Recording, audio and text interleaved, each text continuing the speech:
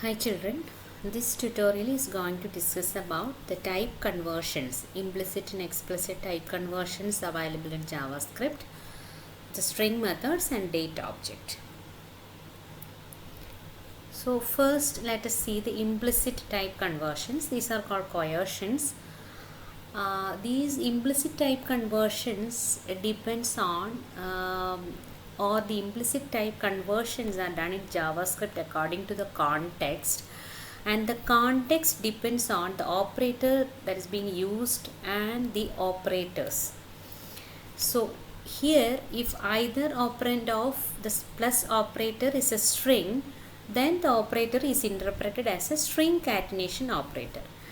Actually, this plus operator is the context of plus is actually a numeric operator, but the operand here is a string. So this is treated as a string operation. So this is an example. August, it is a string. The first operand is string plus 1977. So here the plus is treated as a catenation operator. So the result will be August 1997. So here also the second operand is a string operand. So it will perform the string concatenation operation. So the second example, here it is 7 into string 3. Here the operand is a string. The second operand is a string, but the operator is something related to a number. So the context here is a numeric operation. So the value will be evaluated to 21. It performs the multiplication operation. And if the second operand were a string that could not be converted to a number, like it is a string operand like August, then the conversion would produce a value nan. When used as a number, null is treated as the value 0 and undefined is interpreted as not a number. And the explicit type conversions of JavaScript. So first let's see the conversion of a numeric value to a string value. So string constructor can be used to convert a numeric value to a string value, like var string value equal to string value. Here string is a constructor, or you can use the method called toString, in which in this case you can specify base of the resulting number also. So this is an example. This is the numeric value 6, and using this numeric value you are accessing the function toString, and here the base is also specified, which is 2. So the first conversion will give the value 6, string 6, but the second one will give the string 110. And a number can also be converted to a string by catenating it with an empty string also. So these are the three methods. String constructor can be used, or you can use the toString method, or you can concatenate the number with an empty string to convert a string to, a numeric value to a string. And strings can be explicitly converted to numbers in several different ways. So this explains how a string can be converted to a number. So one way is with the number constructor, like number parameter is a string, or you can subtract the value 0, the numeric value 0 from the string to convert a string to a number. But both of these conversions will have some restrictions, because the number in the string cannot be followed by any characters except a space. Okay, for example, if the number happens to be followed by a comma, the conversion will not work. So JavaScript has two predefined functions to perform this task, called parseInt and parseFloat.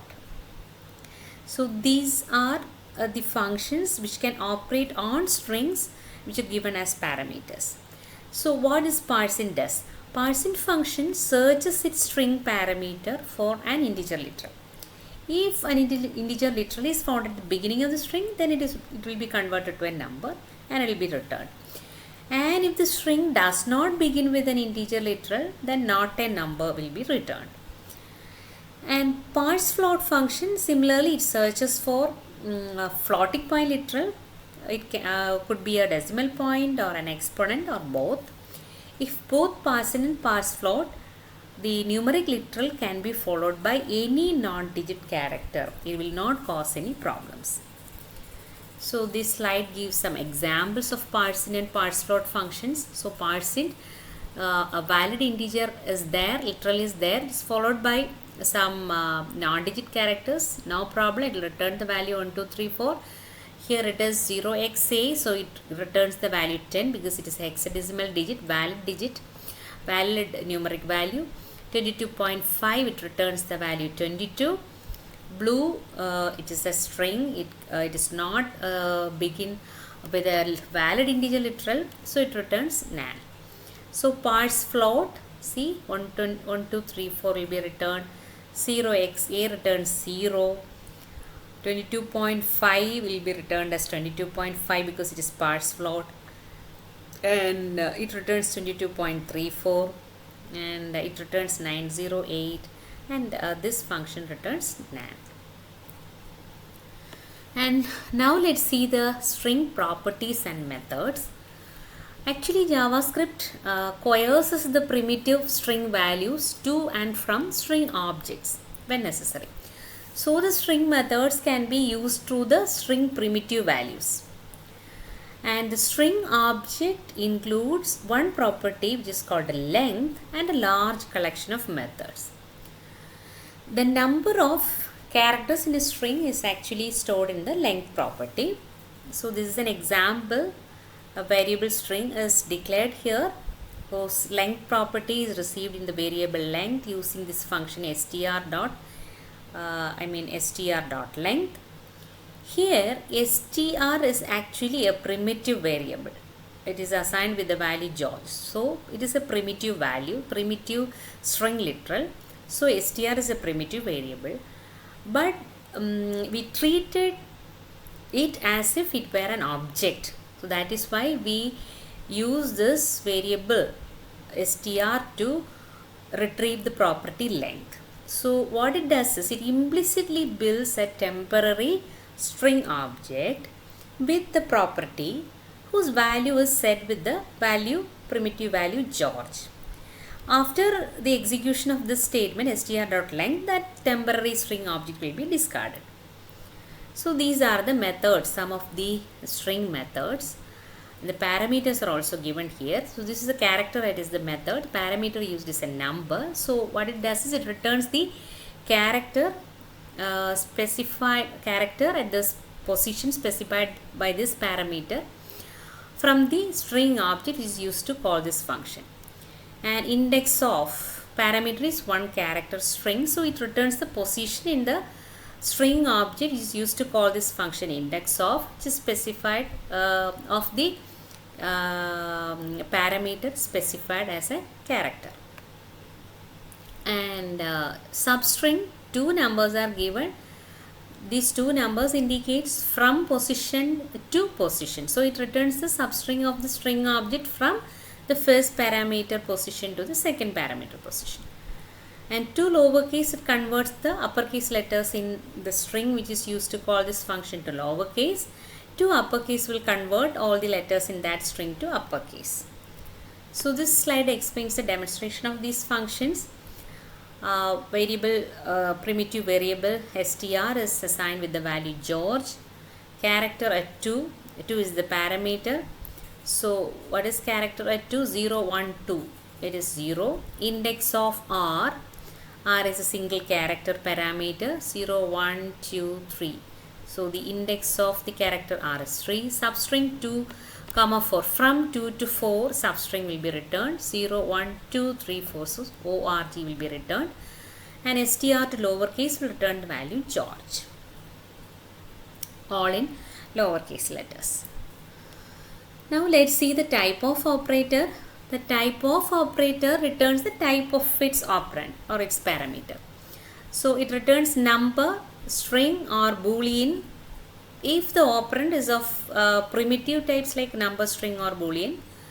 If the operand is of type null or object, then this operator will give the or will produce the value object. If the operand is a variable that has not been assigned a value, that is, it is declared but it is not been assigned a value, then this type of will produces undefined. So it will reflect the fact that this variable is not typed. And here you can notice that the type of operator always returns a string. Okay. Type of x and type of within parenthesis x are equivalent. An assignment statement operator used is equal to, and compound assignment operators is also possible like plus equal to and slash equal to, something like that. A plus equal to 7 is actually, the meaning of this expression is a equal to a plus 7.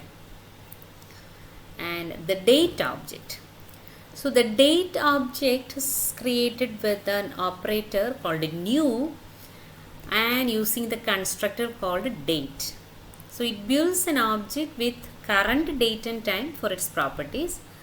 So this is an example. Today is a date object which is constructed with the constructor date and the operator new. And date and time properties of the date object are in two formats. First one is local and the second one is UTC or coordinated universal time. So which is the standard time, world standard time. Sometimes it is called Greenwich Mean Time. And these are some of the methods associated with the date object. To local string. If you use this method, a string of the date information will be returned. And get date, the day of the month will be returned. Get month, the month of the year as a number in the range from 0 to 11. Get day, the day of the week as a number in the range 0 to 6. Get full year, the year will be returned. Get time, the number of milliseconds since the January 1, 1970. January 1, 1970 is the reference year and the reference date. And get hours, the number of hours as a number in the range 0 to 23. Get minutes will return a number in the range 0 to 59. Get seconds, the number of seconds as a number in the range 0 to 59, and get milliseconds as a number in the range 0 to 999. Thank you.